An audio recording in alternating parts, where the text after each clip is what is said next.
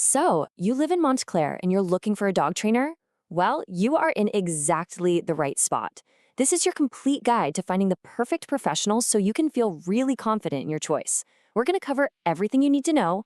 Here's how we've broken it all down. We'll kick things off with what makes having a dog here in Montclair so unique. Then we'll get into the nitty-gritty of how to evaluate a trainer, what to expect with costs, the key questions you absolutely have to ask, and we'll wrap it all up with local rules and resources to make your life just a little bit easier. Okay, first up, Montclair dog life. Training isn't just about what happens inside your house. It's really about getting your dog ready for our town, for our community. Just think about it for a second. You want to be able to grab a coffee and sit outside, or walk past all the shops in Upper Montclair, or, navigate a crowded farmer's market without any stress, right? A well-behaved dog makes all of those local things so much more enjoyable.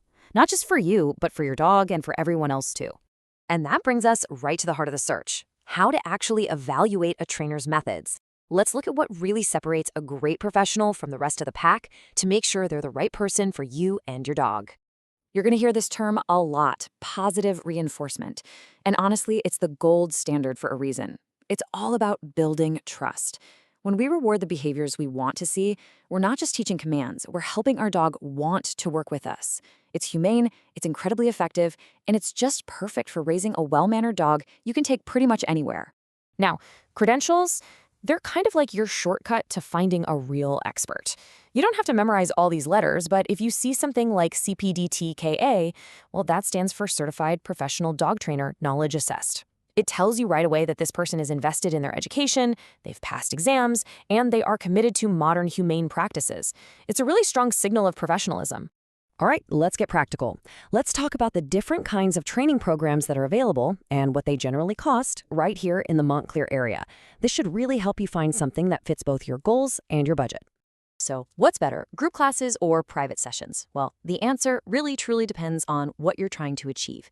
Group classes, they're fantastic for teaching your dog to focus when there are tons of distractions around.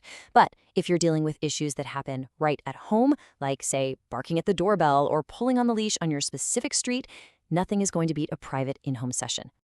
So what can you expect to invest? Here are the typical costs for different training services here in Montclair and Essex County for 2025. You can see the general range for pretty much everything, from puppy classes all the way up to those intensive board and train programs. Having these numbers just helps you plan ahead and compare your options in a realistic way.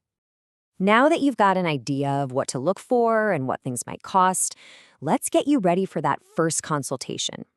Think of this next part as your personal checklist for when you're talking to any potential trainer. Okay, here are the 5 essential questions you'll want to ask. First, you want to make sure they use methods you're comfortable with. You'll want to understand their qualifications, and you want to hear exactly how they plan to tailor everything specifically for your dog. And of course, asking how you'll both measure progress and getting total clarity on costs and policies just makes sure there are no surprises later on. And finally, let's go over the Montclair specific info that every dog owner around here really needs to know. Understanding the local rules and what resources are available, well, that's just key to a happy life with your dog in this town. This one is so simple, but it's absolutely crucial. Montclair has a leash law, and it requires a standard 6-foot leash in all public areas that aren't specifically marked as off-leash zones. It's really good to know that this is something that's often enforced, especially in the busier parks, so it's a great skill to practice from day one. And here are your 3 must-dos as a Montclair dog owner. You'll need to get a license from the township for any dog over 6 months old, make sure their rabies vaccination is always up to date, that's state law, and just be mindful of barking, because excessive noise can become a nuisance issue. Knowing where to practice all these new skills is so important. For off-leash work, like recalls, the fenced-in dog runs at Mountainside and Edgemont parks are just perfect. And for practicing polite leash walking with distractions, like joggers and other families, the trails in Nishiwane and Brookdale are fantastic training grounds. And really, that just brings it all together, doesn't it? Investing in the right kind of training isn't just about fixing problems. It's about empowering your dog to be a confident, happy part of your life here in Montclair, no matter where you happen to go together.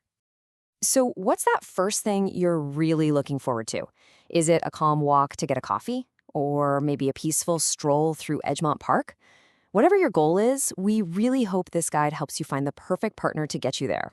Choosing the right trainer is the very first step toward a wonderful life with your dog, one where every outing with friends, family, and the community is just a pleasure. Best of luck on your training journey.